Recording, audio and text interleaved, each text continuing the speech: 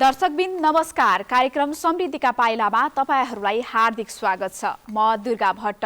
लुम्बिनी प्रदेश सरकार आन्तरिक मामिला तथा कानुन मन्त्रालयको सहकार्यमा एनटिभी कोहलपुरले तयार पारेको कार्यक्रम समृद्धिका पाइला तपाईँ हरेक मंगलबार साँझ 7:30 बजे र बुधबार बिहान 9 बजे एनटिभी कोहलपुरमा हेर्न सक्नुहुन्छ। साथै यो कार्यक्रम एनटिभी न्युजमा हरेक बिहीबार साँझ 7 बजेको समाचारपछि पनि प्रसारण हुने गर्दछ। यस कार्यक्रममा हामी प्रदेश सरकारले गरेको विकास निर्माण, अघि सारेका नयाँ योजनाहरू लगायत शिक्षा, स्वास्थ्य, रोजगारी र सम्भावना लगायतका विषयमा केन्द्रित रहेर चर्चा गर्ने गर्छौं। दर्शकबिन सुरुमा लागौं आजका विषयवस्तुतर्फ।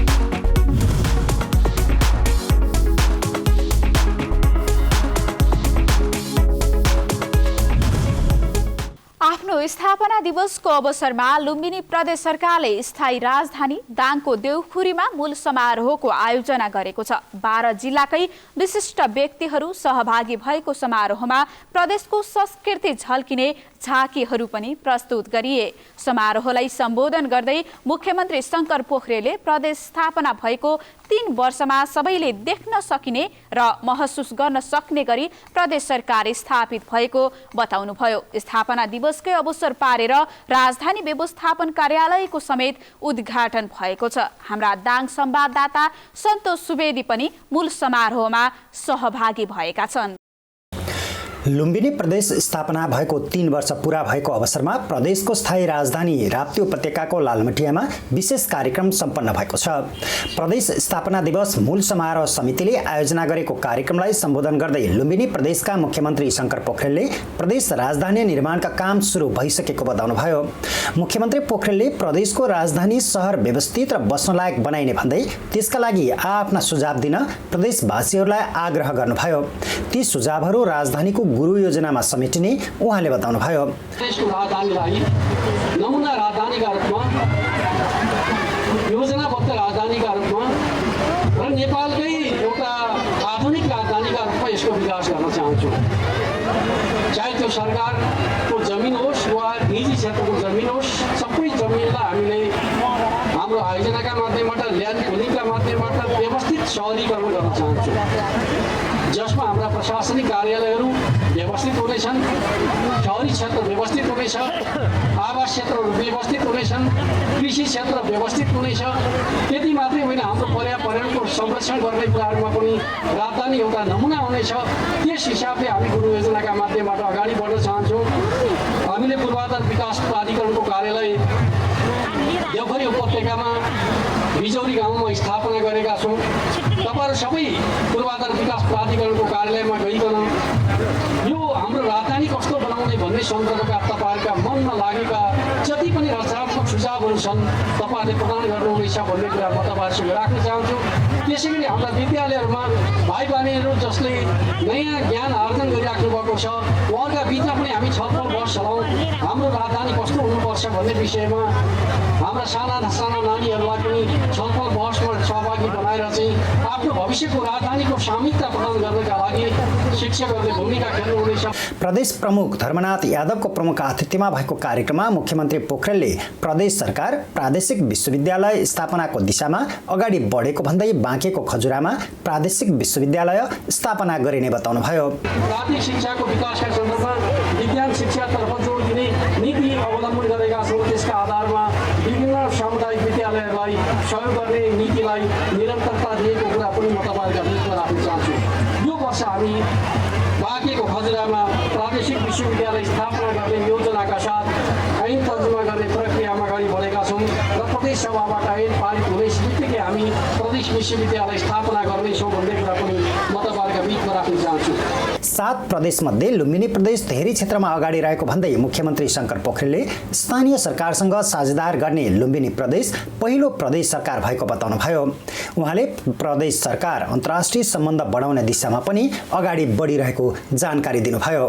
सबैभन्दा धेरै पुँजीगत लगानी गर्ने प्रदेशका रूपमा स्थानीय सरकारसँग साझेदारी गर्ने प्रदेशका रूपमा लुम्बिनी प्रदेशलाई स्थापित गर्न सफल भएको कुरा म तपाईँहरूका बिचमा राख्न चाहन्छु र हामीले गर्व गर्ने विषय के छ त भन्दाखेरि लुम्बिनी प्रदेश सरकार मात्रै होइन, लुम्बिनीका स्थानीय सरकारहरू पनि मुलुकका 7वटै प्रदेशका सरकारहरूको तुलनामा पुँजीगत खर्च गर्ने कुरामा अत्यन्त अग्रणी अवस्थामा रहेको कुरा म तपाईँहरूका बिचमा राख्न चाहन्छु। हामीले हाम्रो प्रदेशलाई डिजिटल प्रदेशका रूपमा स्थापित गर्ने उद्देश्यका साथ प्रदेशमा सूचना सञ्चार प्रविधि प्रतिष्ठान स्थापना गरिकन कार्य आरम्भ गरेका छौँ र भविष्यमा हामीले हाम्रो प्रदेशलाई डिजिटल प्रदेशका रूपमा स्थापित गर्ने दिशातर्फ अगाडि बढ्नेछौँ भन्ने कुरा म राख्न चाहन्छु।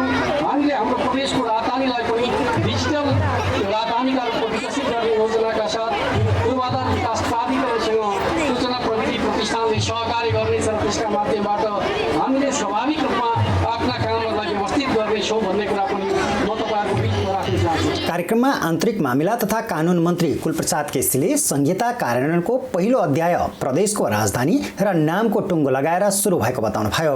मन्त्री केसीले सबैभन्दा उत्कृष्ट राजधानी बनाउने अभियान पनि सुरु भएको बताउनुभयो। इतिहास रचना गरेको छ। यो दिन सङ्घीय राज्य प्रणाली अनुसार कार्यान्वयनको अभिभावना पुरा गरिरहेको यो क्षणमा तपाईँहरूको एकबद्धता, यहाँको उपस्थिति र जनताको यो क्षेत्रको जनता जहाँ हिजो मध्यबिन्दु हुँदाहुँदै एउटा नयाँ संरचना हुँदाहुँदै ओझेलमा परेको इतिहासलाई एउटा नयाँ राप्ती सभ्यताको रूपबाट यहाँका उपेक्षित जनताहरूको उत्पादनको यो फाँटलाई फेरि फलामे फाँटलाई चाहिँ सुनमा बदल्नका निम्ति प्रदेश राजधानीको रूपबाट स्थापित भएको यो गौरवमय क्षणमा पहिलोचोटि आज हामीले यो देउखरी क्षेत्र राप्ती उपत्यका जसको नामाङ्कन हामीले गरेका छौँ, यो तटीय क्षेत्र जहाँ शीतगङ्गा गढवा राप्ती गाउँपालिकालाई केन्द्रभाग बनाएर यसको समुच्चय हामीले एउटा ठुलो स्वर्णिम युगमा बदल्ने प्रतिबद्धताका साथ आज यहाँ जमघट भएको छ। यसमा तपाईँहरूलाई हार्दिक बधाई एवं धन्यवाद भन्दै म तपाईँहरूले जो यो एकबद्धता देखाउनु भएको छ, यो राजधानी सातै प्रदेशको बिचमा सबैभन्दा उत्कृष्ट राजधानी बनाउने हाम्रो प्रदेश सरकारको सङ्कल्पमा हातेमालो र एकबद्धताका साथ अगाडि बढ्न जो उत्प्रेरित गर्नुभएको छ, यसलाई यो स्थापना दिवसको दिनदेखि एउटा नयाँ प्रतिबद्धताका साथ आजैबाट हामीले यसको भौतिक संरचना निर्माणको अभियानलाई उद्घाटित गरेका छौँ। स्थायी राजधानी घोषणा भएको क्षेत्र राप्ती गाउँपालिकाका अध्यक्ष नुमानन्द सुवेदीले राजधानी व्यवस्थापन कार्यालयको उद्घाटन भएकोमा खुसी व्यक्त गर्दै जनसरोकारका अन्य कार्यालय पनि स्थापना गर्न आग्रह गर्नुभयो। आज खुसी एकदम यो खुसीको दिन हो। प्रदेश राजधानी व्यवस्थापन कार्यालय उद्घाटन भएको छ अनि प्रदेश भौतिक पूर्वाधार प्राधिकरणको कार्यालय उद्घाटनको यो सुरुवातको दिन हो र सुरुवात हुँदै गइरहेको छ। कार्यक्रममा प्रदेश सरकारले यसअघि घोषणा गरेका पदक तथा विभूषणबाट विभिन्न क्षेत्रमा योगदान दिनुभएका 58 जनालाई विभूषित गरिएको थियो। प्रदेश प्रमुख धर्मनाथ यादवले उहाँहरूलाई पदक तथा मुख्यमन्त्री पोखरेलले सम्मान प्रदान गर्नुभएको थियो। कार्यक्रममा लुम्बिनी प्रदेशको विविधता झल्कने झाँकीहरू प्रदर्शन समेत गरिएको थियो। अगाडि आइदिनु होला। शीतगङ्गा त्यसै गरी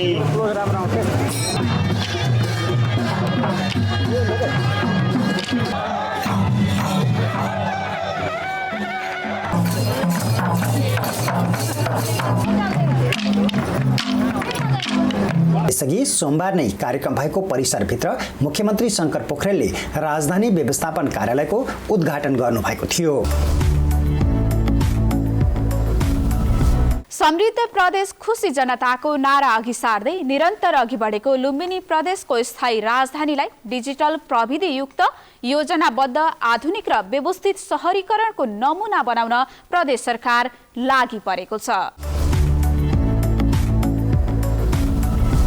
प्रदेश सरकार संघीय संरचना कार्यान्वयनको सन्दर्भमा एउटा बलियो आधार हो। संघीयता कार्यान्वयनका सन्दर्भमा लुम्बिनी प्रदेश सरकारले एउटा ठूलो उपलब्धि हासिल गरेको छ। विकास र समृद्धिको यात्रामा निरन्तर अघि बढेको लुम्बिनी प्रदेश सरकारले स्थापनाको 3 वर्षको अवधिमा सरकार सञ्चालनको आधारभूत रूपमा बलियो प्रशासनिक संरचना तयार पारेको छ। प्रदेश सरकारले 3 वर्षको अवधिमा हासिल गरेका महत्त्वपूर्ण उपलब्धिहरूलाई समेटेर हाम्रा दाङ संवाददाता सन्तोष सुवेदीले यो अर्को रिपोर्ट पनि पठाएका छन्। प्रदेश सरकार स्थापना भएको 3 वर्षको अवधिमा लुम्बिनी प्रदेश सरकारले पूर्वाधार विकासमा महत्त्वपूर्ण उपलब्धि हासिल गरेको छ। आफू हिँड्ने बाटो आफै बनाउनु पर्ने चुनौतीपूर्ण अवस्थाबाट सुरु भएको प्रदेश सरकारको यात्रा अहिले संवैधानिक रूपमा मात्र नभई नागरिकले अपनत्व गर्ने सरकारको रूपमा समेत स्थापित भइसकेको छ। यो 3 वर्षको अवधिमा लुम्बिनी प्रदेश सरकारले सरकार सञ्चालनको आधारभूत रूपमा बलियो प्रशासनिक संरचना तयार पारेको छ। प्रदेश सरकारले निर्माण गर्नुपर्ने 116 वटा ऐनहरूको पहिचान गरिसकेको छ भने 59 वटा कानुन बनाइसकेको छ। बितेको 3 वर्षको अवधिमा प्रदेश सरकारले 30 महत्त्वपूर्ण उपलब्धि हासिल भएको जनाएको छ। यसै वर्षको असोज 20 गते प्रदेशको नाम र राजधानीको टुङ्गो लगाउनु महत्त्वपूर्ण उपलब्धि भएको प्रदेश सरकारले जनाएको छ। यस्तै मुख्यमन्त्री ग्रामीण विकास तथा रोजगार कार्यक्रम 35 गाउँपालिकाबाट अहिले प्रदेशभित्रका सबै पालिकामा विस्तार भई विपन्न वर्ग कार्यक्रममा समेटिनु अर्को उपलब्धि भएको प्रदेश सरकारले जनाएको छ। प्रदेश सरकार स्थापना भएपछि 2 आर्थिक वर्षभित्र 401 किलोमिटर सडक कालोपत्रे गरिएको तथा 24 वटा सडक पुल र 9 वटा झलङ्गे पुल निर्माण भएको मुख्यमन्त्री शङ्कर पोखरेलले बताउनुभयो। हामीले 2 वटा आर्थिक वर्षभित्र 403 किलोमिटर सडक कालोपत्रे गर्ने कुरामा सफलता हासिल गरेका छौँ। हामीले लुम्बिनी प्रदेशमा जुन हिसाबले सडक कालोपत्रे गरेका छौँ त्यो हिसाबले 70% सडक कालोपत्रे गर्ने भने 1 वर्षमा यो मुलुकमा झन्डै 3000 किलोमिटर सडक कालोपत्रे गर्न सक्ने आधार हामीले तयार गरेका छौँ। अर्कोतर्फ हामीले 494 किलोमिटर सडक ट्राभल गरेका छौँ। 787 किलोमिटर कच्ची सडक निर्माण गरेका छौँ। 331 किलोमिटर नयाँ ट्र्याक खोल्ने काम गरेका छौँ र 1363 वटा ह्युम पाइप कभर्डरको निर्माण भएको छ। 204 वटा स्ल्याब अक्सर कभर्डरको निर्माण भएको छ। 178 किलोमिटर पक्की नाली निर्माण भएको छ। 28 वटा नयाँ पुलहरूको निर्माण भएका छन्। 9 वटा झलङ्गे पुलहरूको निर्माण भएको छ भने 75 वटा हामीले नयाँ पुलहरूको डिपिआर निर्माण गर्ने काम सम्पन्न गरेका छौँ। यो हिसाबले हेर्दाखेरि हामी सडक पूर्वाधारका क्षेत्रमा महत्त्वपूर्ण प्रगति हासिल गर्न सफल भएको कुरा म तपाईँहरूका बिचमा राख्न चाहन्छु। यस्तै यो अवधिमा 68 वटा खानेपानीका आयोजना निर्माण सम्पन्न भई 1 लाख भन्दा बढी उपभोक्ता खानेपानीबाट लाभान्वित भएको मुख्यमन्त्री पोखरेलले बताउनुभयो। यो अवधिमा हामीले झन्डै 747 वटा पानी ट्याङ्कीहरू खास गरी चाहिँ इन्टेकहरू र पानी ट्याङ्की निर्माण गर्ने खालको कुरामा सफलता हासिल गरेका छौँ भने 21108 वटा नयाँ धाराहरू हामीले जडान गर्ने कुरामा सफलता हासिल गरेका छौँ र यो बिचको अवधिमा खानेपानीतर्फ हामीले 1,10,000 जनसङ्ख्यालाई सेवा पुर्याउन सफल भएका छौँ र सिँचाइतर्फ यो 3 वर्षको अवधिमा 98 वटा सिँचाइ बाँध निर्माण भएको प्रदेश सरकारले जनाएको छ। 202 किलोमिटर पक्की ढल निर्माण गरिएको र 40 वटा लिफ्ट सिँचाइ निर्माण सम्पन्न भएको पनि प्रदेश सरकारले जनाएको छ। प्रदेश सरकार स्थापना भएपछि मात्रै 6000 हेक्टर क्षेत्रफलभन्दा बढी कृषियोग्य जमिनमा सिँचाइ सुविधा पुगेको मुख्यमन्त्री पोखरेलले बताउनुभयो। 98 वटा सिँचाइ बाँधहरू निर्माण गर्ने कुरामा सफलता हासिल गरेका छौँ। 202 किलोमिटर पक्की नहरको व्यवस्था गरेका छौँ। 40 वटा सिँचाइ आयोजनाहरू सम्पन्न भएका छन्। 107 वटा आयोजनाहरू सम्पन्न भएका छन्। 129 वटा पम्प हाउसहरूको निर्माण भएको छ। 134 किलोमिटर पाइप कङ्क्रिट लाइनको निर्माण कार्य सम्पन्न भएको छ।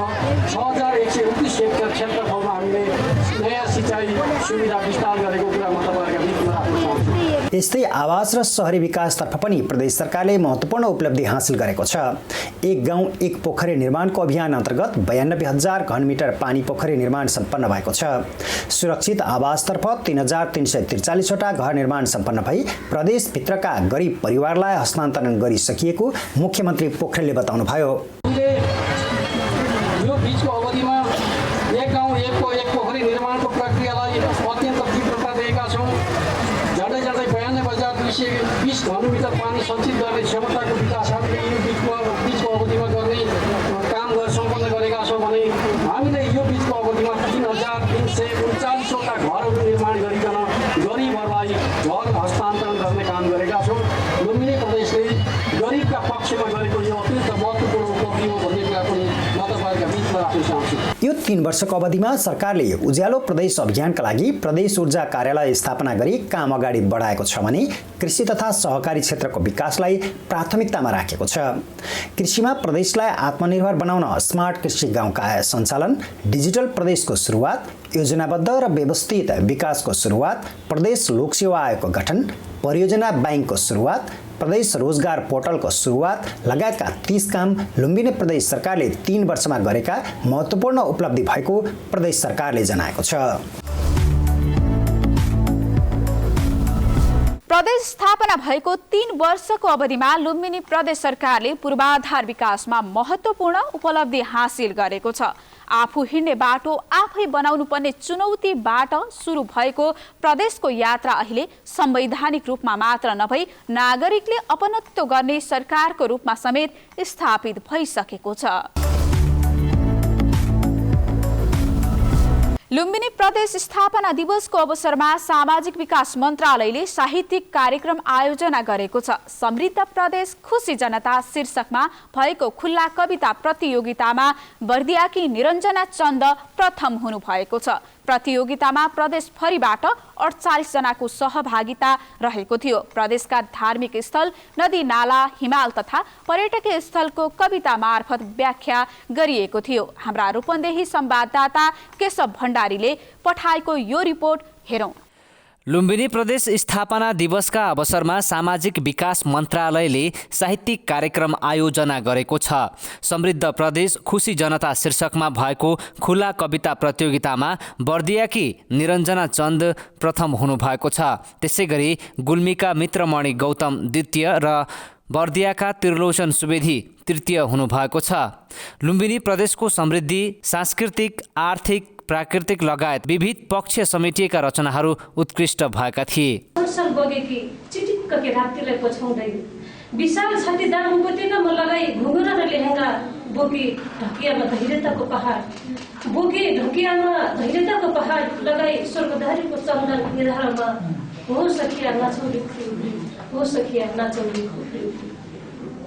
जगाएर खुसीका उमङ्ग अधारहरूमा तरङ्गित हुँदै बर्दियाका हात्ती चढी घुमौली सुस्त बारी जिल्ला बाँडौली राजापुरको अन्न देखौली कृष्ण सारको सिंहमा झली कर्णाली पुलका बलिया खम्बाहरू देखौली कृष्ण सारको सिंहमा झली कर्णाली पुलका बलिया खम्बाहरू टिप्नेछौ सिसिमाको चाँदी तिमी गर्ने छैन गरिबीको महसुसम्म हुने छैन तिमीलाई कसैले उचाल्नु र पछाउनुको पिडाउनु बुद्धि हुने छैन तिमीलाई कसैले उचाल्नु। त्यसैगरी रूपन्देहीको सैना मैनाका केदारनाथ सापकोटा, बुटवलकी उमा अधिकारी र कपिलवस्तु बाणगङ्गाका थानेश्वर ग्यावालीले सान्त्वना स्थान प्राप्त गर्नुभयो।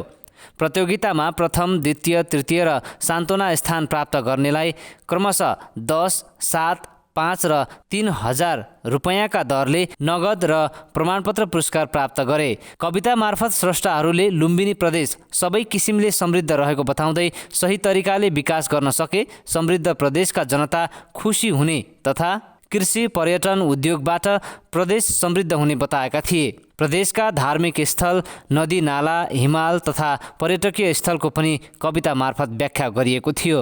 आमा बुद्धको भूमिबाट शान्तिको सन्देश छर्दै बन्नेछ समृद्ध प्रदेश।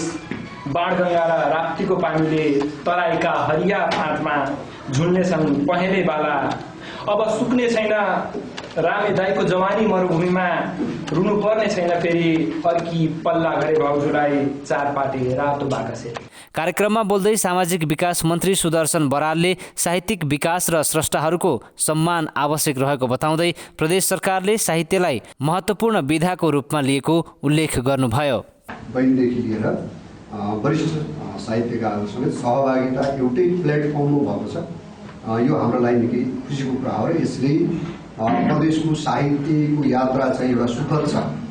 पुराना वरिष्ठ साहित्यकारहरू हाम्रो ऋषि सरलाई कतिजनाले चिन्नुहुन्छ, ऋषिराम भुषाल भने धेरै पुरानो देशकै चर्चित कवि मध्येको हो। त्यसै गरी सर म्याडमहरू पनि लामो समयदेखि चाहिँ प्रगतिशील साहित्यमा योगदान गर्दै आउनुभएको छ। लेख्ने मान्छेले उहाँले हामीलाई पढ्दाखेरि भन्ने गरेको चाहिँ कविता लेख्ने मान्छेले चाहिँ अरूको कविता धेरै पढ्न सक्नुपर्छ। अरूको कविता तपाईँले कति पढ्नु भयो, त्यो कवितामा तपाईँ कति डुब्नु भयो र त्यो कविताको कति गहिराईबाट तपाईँले अर्थ निकाल्नु भयो, त्यसका आधारमा तपाईँको कविता बन्छ। अहिले सरले भन्दै हुनुहुन्थ्यो सुरुमा भन्ने अनि हिँडिहाल्ने त्यो कवि हुन्न। उहाँको सेवा गर्ने धेरै ठाउँ छ। यहाँहरूको जुन प्रस्तुति छ त्यसबाट हेर्दाखेरि पनि यहाँहरूको उज्जवल भविष्य हामीले देख्छौँ र त्यसलाई चाहिँ निष्कर्षमा पुर्याउनको लागि चाहिँ फेरि यहाँको आफ्नै मेहनतको जरुरी हुन्छ नै। उहाँले गहिराईमा पुगेर रचना गरिएका कविताले सार्थकता पाउने बताउनुभयो। कार्यक्रममा सामाजिक विकास मन्त्रालयका सचिव महादेव पन्थले छोटो समयमा उल्लेख्य कवि साहित्यकारहरूको उपस्थिति रहेको बताउनुभयो। उहाँले कविता प्रतियोगिता प्रतिभाको प्रस्फुटन हुने अवसर भएको र प्रदेशप्रति सम्झना र अपनत्व पनि प्राप्त हुने बताउनुभयो। हामीले खुला कविता प्रतियोगिता सञ्चालन गर्यौँ।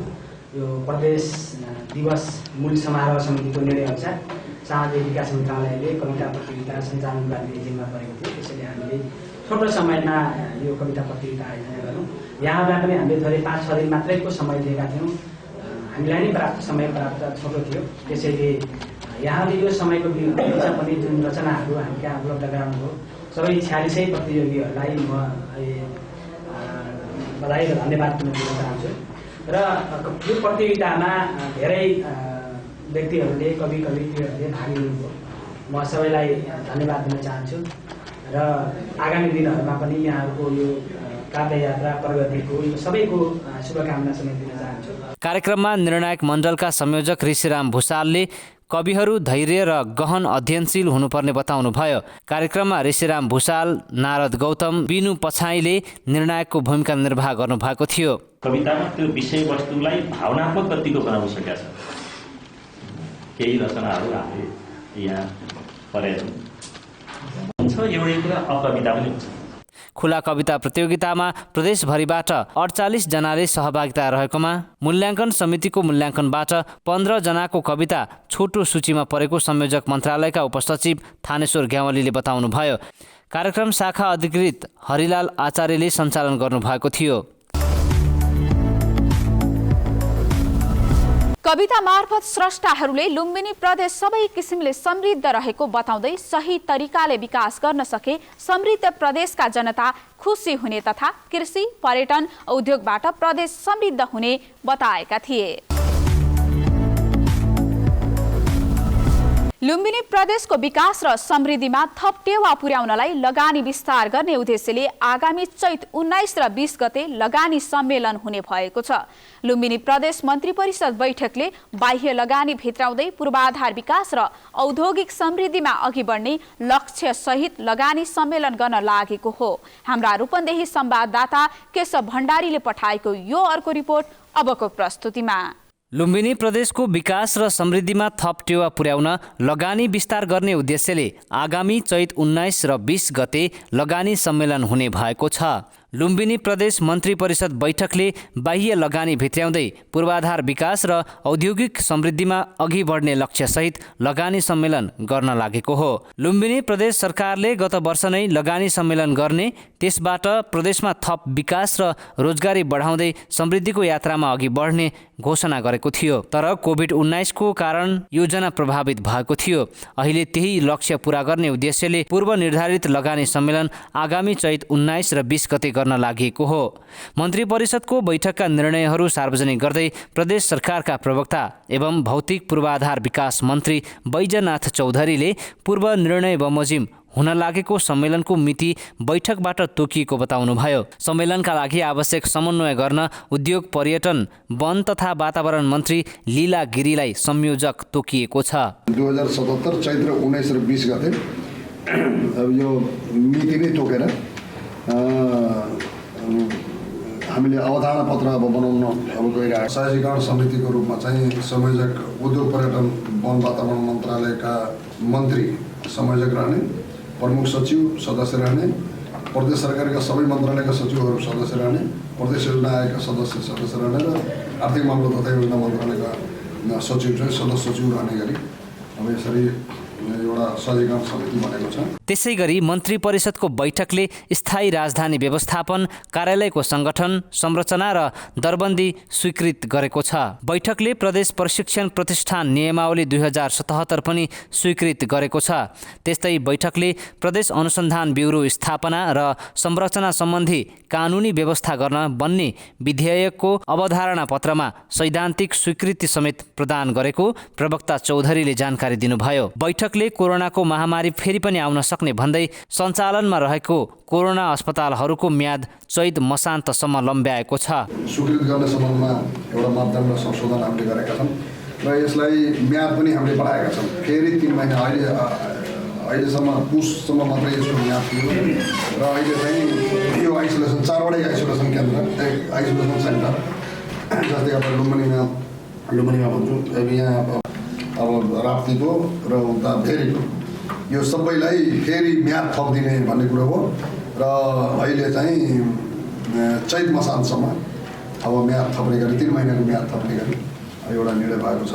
त्यस्तै बैठकले मुख्यमन्त्री शङ्कर पोखरेलका राजनीतिक र जनसम्पर्क सल्लाहकार नियुक्ति गरेको छ। पाल्पाका झपेन्द्र जीसीलाई प्रमुख राजनीतिक सल्लाहकार नियुक्त गरिएको र उहाँलाई राज्यमन्त्री सरहको सेवा सुविधा प्रदान गर्ने निर्णय भएको मन्त्री परिषद बैठकपछि प्रदेश सरकारका प्रवक्ता चौधरीले जानकारी दिनुभयो। मुख्यमन्त्री पोखरेलको जनसम्पर्क सल्लाहकारमा छविलाल ओलीलाई नियुक्ति दिइएको छ। सल्लाहकार नियुक्ति गर्ने सम्बन्धमा छ घरती छेत्री जीसी, तानसेन नगरपालिका वडा नम्बर 8 मदन पोखरा पाल्पा ठेगाना भएको, उहाँलाई प्रमुख राजनीतिक सल्लाहकारमा र राज्यमन्त्री सरहको सेवा सुविधा दिने गरी प्रमुख राजनीतिक सल्लाहकारमा आज नियुक्ति गरिएको छ। त्यस्तै चाहिँ जनसम्पर्क सल्लाहकारमा चाहिँ छविलाल ओली, उहाँको चाहिँ तुलसीपुर उपमहानगरपालिका वडा नम्बर 17 दाङ घर ठेगाना भएको, उहाँको सुविधा चाहिँ सहायक मन्त्री रहने गरी माननीय मुख्यमन्त्रीज्यूको राजनीतिक सल्लाहकार र जनसम्पर्क सल्लाहकार आज नियुक्ति गरिएको छ। उहाँको सेवा सुविधा सहायक मन्त्री सरह हुनेछ। लुम्बिनी प्रदेश सरकारले आयोजना गर्न लागेको लगानी सम्मेलनलाई महत्त्वका साथ हेरिएको छ। यसबाट प्रदेशमा थप विकास र रोजगारी बढाउँदै समृद्धिको यात्रामा प्रदेश अघि बढ्ने अपेक्षा गरिएको छ। हवस् त दर्शकबिन, आजका लागि समृद्धिका पाइला यति नै। अर्को हप्ता नयाँ विषयवस्तु सहित उपस्थित हुने नै छौँ। कार्यक्रम उत्पादनमा सहयोग गर्ने सम्पूर्ण सहकर्मीहरूसँगै मलाई पनि बिदा दिनुहोस्। नमस्कार।